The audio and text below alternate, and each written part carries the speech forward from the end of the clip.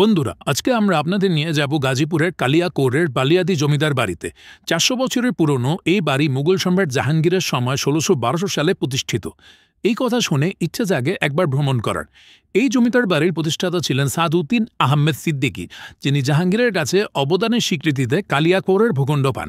তারপর থেকে প্রায় ৩০০ বছরের বেশি সময় ধরে ৩৫তম বংশধর খান বাহাদুর কাজিমউদ্দিন আহমেদ সিদ্দিকীর মতো জমিদাররা ঐতিহ্য ধরে রেখে বাড়িটি চালিয়ে আসেন। বাড়িটি তৈরি হয়েছে ইট এবং মাটির মিশ্রণ থেকে।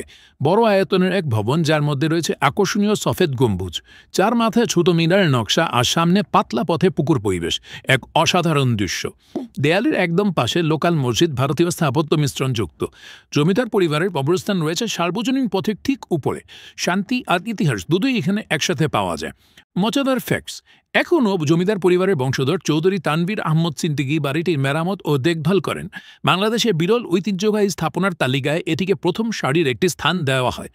ঘুরতে গেলে কিছু জিনিস জানা দরকার। ঢাকা থেকে কালিয়াকৈর যায় সরাসরি বাসে, তারপর অটো অথবা রিক্সা যোগে মাত্র ২ কিলোমিটার পথ। প্রশাসনিক অফিস থেকে অনুমতি নিয়ে ভিতরে প্রবেশ করতে হয়। সতর্কভাবে ঘুরে দেখবেন।